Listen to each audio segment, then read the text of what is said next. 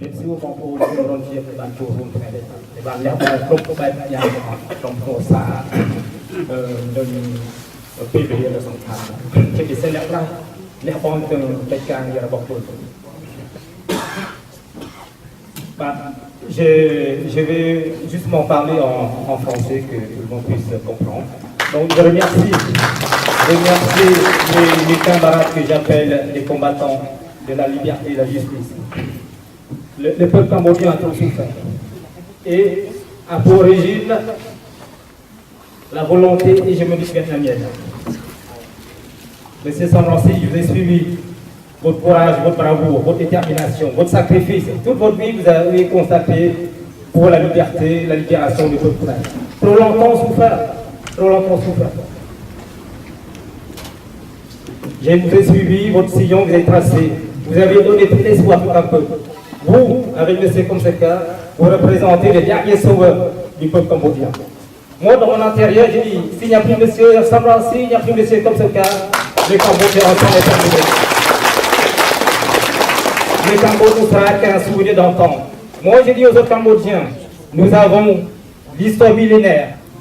J'ai regardé dans ce monde, je dis, on peut compter dans ce monde que 5 pays qui ont l'histoire millénaire. Il y a la France, il y a l'Angleterre, il y a la Chine, il y a l'Inde et puis il y a le Cambodge.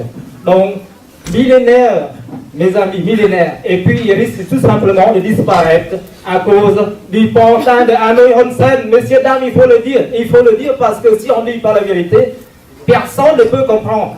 Donc, je vous dis que la disparition du Cambodge, même de l'extermination du peuple cambodgien, a pour origine la volonté hégémonique vietnamienne planifiée depuis de longue date par Ho Chi Minh. Alors, vous savez, c'est pas le jour au lendemain, il va disparaître, il va abandonner. Non, pas du tout. Les conseillers vietnamiens sont là. Tous les ministères sont occupés par les Vietnamiens de la culture, des affaires étrangères, dont représentés par Ho Nam Hong. Il n'a même pas besoin de changer son nom. Ho Nam Hong, c'est pratiquement vietnamien. Les ministères de l'Intérieur, des armées. Moi, j'ai justement des familles bien placées qui sont dans l'éducation. Les manuels cambodgiens sont passés par Hanoï pour être en phase avec justement la volonté du Vietnam d'en laisser le Cambodge. Oui, j'ai la question pour M. Gatolin. M. Gatolin, comment pouvez-vous faire pour aider le Cambodge? Puisque je pense que les preuves sont là, les preuves du génocide, des crimes de guerre, l'atrocité. Moi-même, ma mère a été assassinée en 93. Mon frère a été assassiné en 93 quand ils sont revenus à la frontière. Mon neveu a été emprisonné inutilement pendant 10 ans. Voilà, les preuves sont tangibles, ils sont là. Et moi, je veux demander, d'un autre côté, que le gouvernement français prenne vraiment conscience de l'importance, de la tragédie qui est en train de se passer au Cambodge. Je veux dire, s'il n'y a plus M. Samrancy, il n'y a plus M. Komseka, il n'y a plus de personnes pour sauver le Cambodge, une extinction certaine. Moi, je dis c'est une extinction certaine. Ma question, je vais vous demander en même temps, qui peut être résoudre la solution migratoire en France. Je trouve qu'il y aura pas mal, que j'appelle ça les adorateurs, les supporters des criminels, de la mafia, qui sont là avec l'argent sale, par leur position, puisque les pauvres honnêtes gens ne peuvent pas sortir de leur pays.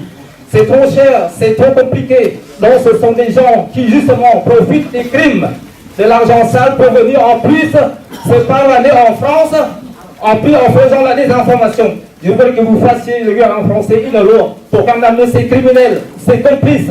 Merci, M. Gatouin.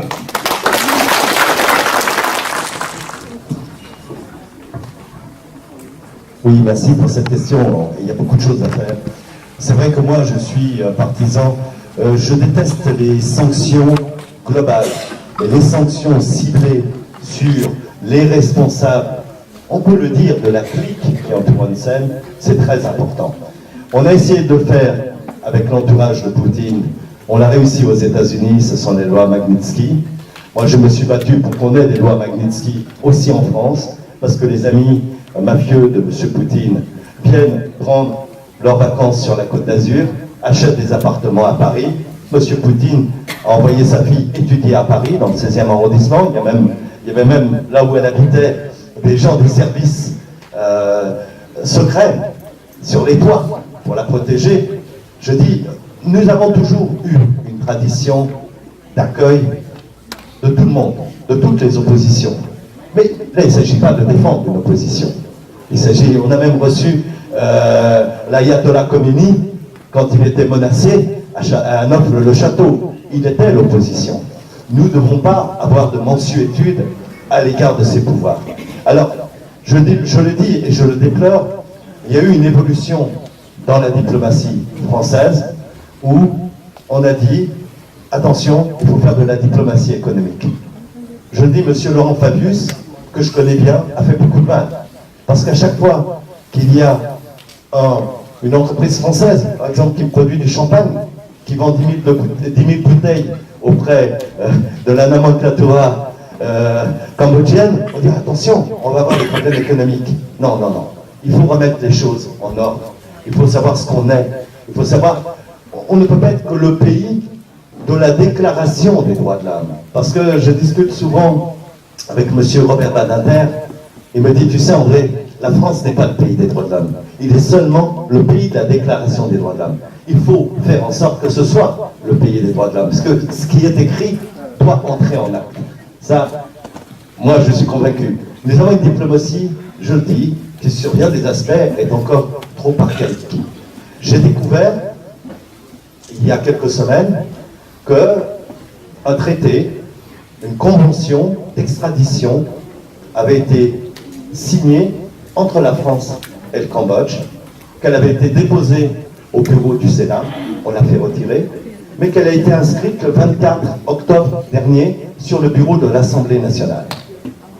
Donc, bien entendu, quand on signe un traité d'extradition, c'est dire qu'il y a des personnes qui sont coupables, qui ont commis un crime. C'est pas, ça ne sera pas un crime politique, mais on l'a vu avec la Chine. Monsieur Ai Weiwei, artiste dissident, on ne l'accuse pas d'être dissident, on l'accuse de fraude fiscale internationale. Éventuellement, s'il partait à l'étranger, réclamer son extradition. Donc très clairement, l'appel que nous allons lancer, que nous finissons d'écrire aux parlementaires, signé par les parlementaires français, adressé au président de la République, outre qu'il demande le fait que la France, en tant que coprésidente des accords de Paris de 1991, ces fameux accords, sous la présidence de la France et de l'Indonésie, qui regroupe 19 pays contre le Cambodge, qui instaure le retour à la paix, qui instaure l'idée d'une aide au développement économique au Cambodge, et surtout une transition vers l'état de droit, vers la démocratie, que la France reconvoque les pays partis à ces accords, pour dire, faisons un état, le compte n'y est pas. Nous avons payé des dizaines, des centaines de millions d'euros en aide au développement, mais plus encore pour la transition vers l'état de droit. L'Union européenne a dépensé, je crois que c'est 10 millions d'euros pour faire l'inscription des Cambodgiens sur les listes électorales pour les élections de l'année prochaine. Aujourd'hui, il n'y a même pas un tiers des personnes qui sont enregistrées et les 10 millions sont partis. Il faut une enquête internationale aussi là-dessus. Il faut demander des comptes. C'est-à-dire qu'une démocratie et un soutien, c'est pas simplement je donne l'argent à un pouvoir qui dit je vais faire des élections libres dans 2 ans, 1 an, 6 mois et ne pas aller vérifier ce qui se passe. Alors, j'ai obtenu que la semaine passée, notre ambassadeur chargé des droits de l'homme de la France, M. François Croquette, aille au Cambodge. Il est rentré hier soir, il a réaffirmé, il a rencontré l'entourage de Kem Sokha, il a rencontré les ONG, il a rencontré les médias, il a rencontré aussi les autorités cambodgiennes pour réaffirmer la position de la France. Aujourd'hui, la France n'est pas encore prête à prendre des sanctions, mais elle dit, si rien ne se passe, nous allons devoir prendre ces sanctions. Et moi, j'insiste, ce que vous dites est totalement juste. Il faut des sanctions qui touchent les responsables. Il ne faut pas que ce soit le peuple cambodgien. Parce que quand nous avons fait des sanctions à l'égard de la Russie, là pour l'invasion de la Crimée, qui en souffre en premier? Les citoyens russes. Les responsables, eux, gardent l'argent, gardent leurs privilèges, et ils excitent la population. Ils diront, ah, c'est la faute de Kem Sokha, c'est la faute de Sam Rainsy. Si nous vivons plus mal, c'est ce que leur dira le gouvernement. Mais par contre, il faut interdire, quand toutes les femmes des dignitaires du régime cambodgien viennent se faire soigner dans des hôpitaux français. Pourquoi on ne le dit pas? Et elles ne pourront pas aller aux États-Unis. Où est-ce qu'elles iront? En France? Un autre pays européen? Il faut être très très clair là-dessus. Il faut d'abord aussi, et c'est ce qu'on va demander au président de la République, c'est de suspendre la ratification de ce traité d'extradition. Parce qu'au Quai d'Orsay, on me dit, ah mais nous ne sommes pas obligés, si on demande l'expulsion de M. Sam Rainsy, on n'est pas obligé de répondre. D'autant qu'il est citoyen français aussi. On ne l'oublie pas. Mais il faut pas. Il faut être très clair. Si nous ratifions au Sénat et à l'Assemblée nationale ce texte, c'est dire tout va bien, tout continue comme avant. Le processus démocratique n'a pas été arrêté. Nous sommes en marche arrière. Et c'est là, et c'est difficile, je le dis, parce que quand je sollicite les autres élus, les autres parlementaires, on me dit, il y a la crise du Liban. Le Liban, c'est très important pour la France. On me dit, il y a la crise des enfants esclaves en Libye. La France est intervenue en Libye. On me dit, on n'a pas le temps.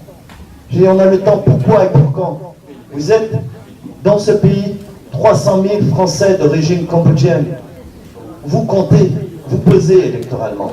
Alors, nous allons lancer la pétition, début de semaine prochaine, mais n'hésitez pas à écrire à vos parlementaires, députés de votre circonscription, sénateurs de votre département, en disant, nous, c'est ça, nous comprenons que la France, peut-être que le président Macron a envie de rétablir la question des droits de l'homme dans la diplomatie. Eh bien, nous l'attendons pour nous, parce que nous sommes aussi citoyens français. Nous vivons ici.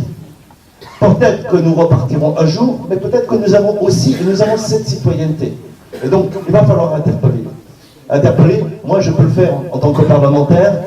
Je n'arrête pas parce que bon, j'appelle à l'Élysée, j'ai pas le président, mais j'ai la conseillère Asie, elle commence à être, elle est très bien en plus, hein, mais elle n'arrête pas de m'avoir au téléphone. Bon, je la fatigue un peu, c'est pas grave.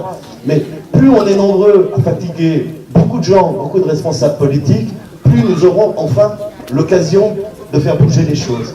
Parce qu'il ne faut pas que d'ici Noël, les choses s'enferment, s'empèrent. Parce qu'après la diplomatie s'arrête. Et je dis, j'espère, je rêve d'une diplomatie française qui soit à la hauteur de ce qu'elle a pu être par le passé. Celle qui a joué un rôle central dans les accords de 1991, même si on a accepté des choses douteuses. Parfois, dans la réconciliation, on dit, oui, il y a des gens qui ont eu un rôle, mais si ça peut éviter la guerre civile, si ça permet le retour à la paix, au bien-être des gens et à la démocratie, on peut le faire. Mais si la condition du retour à la démocratie n'est pas là, nous n'allons pas faire la réconciliation avec des gens qui sont passibles de crimes contre l'humanité. Il faut le dire. Et ça, on l'a trop caché. On a des bruits, moi on me dit, dans certains milieux du Quai d'Orsay, ou même sur les médias français, on me dit « Ah, l'opposition cambodgienne, elle est divisée. Monsieur Kem Sokha ne dit pas qu'il est d'accord avec monsieur Sam Rainsy. Oui, et Kem Sokha, il est en prison. On fait pression sur sa femme, sur ses enfants, sur son entourage. Comment il peut s'exprimer librement? Il n'a rien dit contre le parti. Il est dans une forme de silence, c'est bien normal. Alors, il faut accepter l'interprétation qui dit qu'il y aurait des divisions dans l'opposition que vous représentez. Non, il faut arrêter ces petits jeux qu'on essaye de nous distiller en disant, vous savez, c'est compliqué, ça va déstabiliser la région. Les Vietnamiens vont pas être contents parce que s'ils ont un vrai Cambodge libre, démocratique, est-ce que vous avez envie de faire la guerre au Vietnam? Non. Alors, qu'est-ce que ça veut dire? Vous avez le droit d'être souverain, en liberté et démocratique. C'est ça dont il s'agit. Il ne s'agit pas de savoir si un gouvernement qui plairait moins au gouvernement, disons-le aussi, qui n'est pas du tout une démocratie autocratique, dictatoriale, d'une certaine manière, du Vietnam, alors sous prétexte que ça ne pourrait pas plaire, il ne faut pas envisager l'option démocratique. C'est proprement scandaleux en mode de raisonnement. Trop de diplomates, y compris en France, raisonnent comme ça. Moi, je me refuse de raisonner comme ça. Parce que je ne suis pas nommé, je suis élu. Je représente des gens, je ne représente pas des institutions. Et les institutions sont faites pour servir les gens, pour servir les valeurs de la démocratie que nous avons, pas pour autre chose. Je vous remercie.